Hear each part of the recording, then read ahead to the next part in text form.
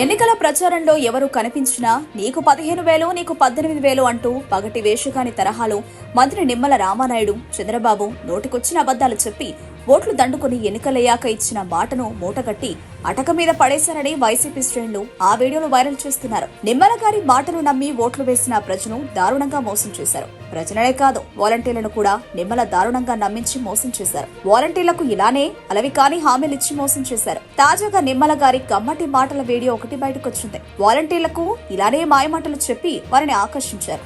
ఓట్లు వేయించుకుని మోసం చేశారు. కూటమి ప్రభుత్వం వచ్చాక జీతం డబుల్ చేస్తామని, మాకు సహకరించి ఓటు వేస్తే మీ బతుకులు మారుస్తామంటూ నమ్మించారు. చివరకు ఇప్పుడు వాలంటీర్లే లేరని ఆ వ్యవస్థనే తొలగించేసింది కూటమి ప్రభుత్వం. దీంతో ఆ పాత నిమ్మల వీడియోలను బయటకు తీసి ఆడేసుకుంటున్నారు నెటిజన్లు.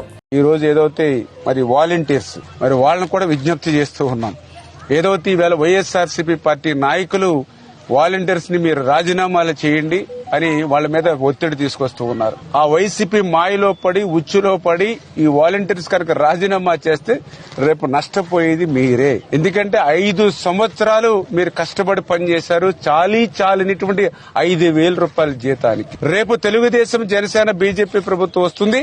మీ వాలంటీర్ వ్యవస్థని కొనసాగిస్తామని చెప్పాము. 10,000 రూపాయల జీతం పెంచి ఇస్తామని కూడా మీకు చెప్పడం జరిగింది. అందుచేత వాలంటీర్స్ అందరికీ కూడా మరొక్కసారి తెలియజేస్తున్నా, వైసీపీ ఉచ్చులో పడకండి. హ్యాపీగా సంతోషంగా మీ ఉద్యోగాల్ని కంటిన్యూ చేసుకోండి. రేపు భవిష్యత్తులో 10,000 రూపాయలు మా ప్రభుత్వంలో జీతాన్ని మీరు అందుకుని సుఖపడండి.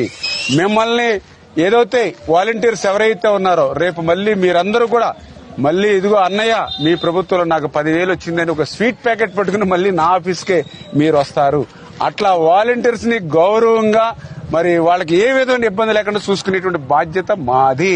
అంతేగాని వైసీపీ నాయకులు ఉచ్చులో పడి మీ లైఫ్ ని మీరు పాడు చేసుకోవద్దని నా వాలంటీర్స్ ఎవరైతే సోదరీమణులు, సోదరులు, ఎందుకు నేను ఇంత ఇలా చెప్తూ ఉన్నానంటే వాళ్ళు పాపం బీటెక్ చేసిన వాళ్ళు ఉన్నారు, ఎంటెక్ చేసిన వాళ్ళు ఉన్నారు. మీరందరూ కూడా యువత, అటువంటి యువత, ఇంత ఎడ్యుకేషన్ అటువంటి యూత్ వాలంటీర్స్ మీరు మీ జీవితాన్ని నష్టం చేసుకోవద్దు, కష్టాలను పెంచుకోవద్దు.